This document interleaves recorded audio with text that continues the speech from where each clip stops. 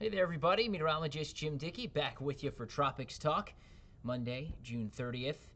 Plenty to talk about, so let's get right to it. We, of course, had storm number 2 of 2025 form up and has now already fallen apart. There you go, the latest satellite presentation, the remnants of what was once, that is, Tropical Storm Barry. It actually made landfall as a tropical depression in eastern Mexico. Not sure why I'm not getting fresh satellite data in. There you go. You can sort of see some enhancement of the rain. What's left of the circulation has been shredded by the mountains there in eastern Mexico, but still the threat for some additional heavy rain and flooding potentially. You can even see some of that rain nosing towards South Texas. But yeah, like I said, it weakened to a tropical depression, made landfall as a tropical depression, and is now no more. That's 2 up, 2 down, both fairly low impact events in the tropics so far this hurricane season. Now, as we go into July, these maps, love to show them to you. They are made by looking at where storms have formed over the last 100 years.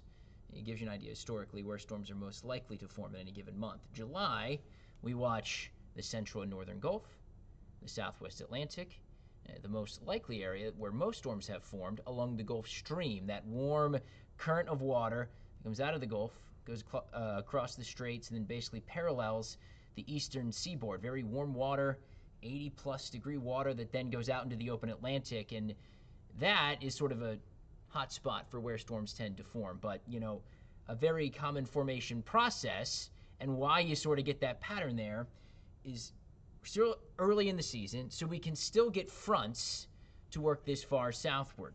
Those non-tropical entities, like a front, like an upper level low, something like that, that moves into the warm waters there in the Gulf or the Gulf Stream, stalls out, sort of spins for a couple of days, and gradually takes on tropical characteristics. That is the scenario we're going to be watching for this week. Later on this week, a front is going to move into northern Florida, the Gulf, the waters off of Florida and Georgia, and just sort of sit there for a couple of days and percolate. And there's a chance, as we get into the weekend and next week, that a tropical depression, potentially a weak tropical storm, could spin up and form along it. The process would be gradual. Whatever form would likely be weak and sort of sloppy. Yeah, in this sort of formation mode, what does come together tends to be fairly weak and disorganized. But they also can be big rain producers. I'll show you in just a moment. Models are sort of indicating that. Slow development, 20% chance per the National Hurricane Center in their latest update. If something takes a name here, that next name on the list would be Chantal. And again, the big issue is going to be the threat for rain, potentially heavy rain, across parts of Florida. So let's go through this, our futurecast, starting here this morning. The front we're actually talking about is way up here in the middle of the country. Yeah, development chance is 0 over the next 2 days because there's nothing out there just yet. Go forward in time on this model. That front slowly dives southward. You can see some enhancement already ahead of it over the northern Gulf. We get into Wednesday. Now you're seeing even a little more rain over the northern Gulf. Thursday and Friday, now your front has moved in, has stalled out. Widespread rain, central and northern Florida, more of our typical rainy season stuff here in our part of the state. And you see that rain just continues. Now, what we're going to be watching for, this is on July 4th, which this model does have it a little further to the north than some others, but it does dive a little further southward and does enhance our rain locally, I think. What we'll be watching for, can something spin up along that? This is from the European forecast model, the ensemble of the European forecast model. In the ensemble, you take the parent model, you tweak it a number of different ways, specifically in this case, 51 different ways. You run those variations out concurrently, and it gives you an idea of the probability of any individual outcome. So this particular graphic is looking for the members, those different sort of variations on the model that suggests a low pressure comes together and is producing winds that would suggest a tropical depression has formed, and about half of them show something coming together over northern Florida. Not directly over land, not exactly likely, but this particular model, what it has been sort of prone to do is develop something off the east coast of Florida and then ride that up either into the Carolinas or then out into the central Atlantic, which is a very common scenario you see play out in something like this this time of year.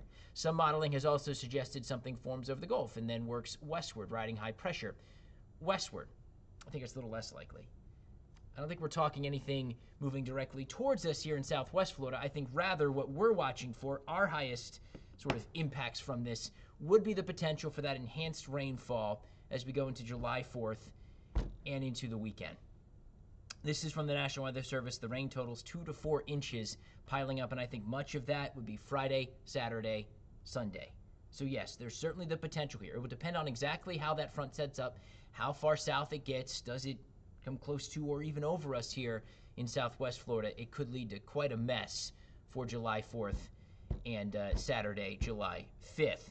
I think in all likelihood, though, the highest rain totals will stay well to our north. Look at that. Model spitting out over the Big Bend. 10 plus inches of rain. Like I said, in these scenarios, yes, things tend to be fairly weak that do form from this, but they can be prolific rainmakers. Even if something does not form, we're still talking big rain totals over central and northern Florida as we head toward and into and through the holiday weekend. So we'll be watching this closely. Stick with us here at Gulf Coast News. Gulf Coast Storm Team will be tracking this for you throughout the week. We'll have the latest for you all week long as we'll continue to sort of hone in on what we're talking about rainfall-wise for 4th of July locally. Till next time, meteorologist Jim Dickey. Have a great day.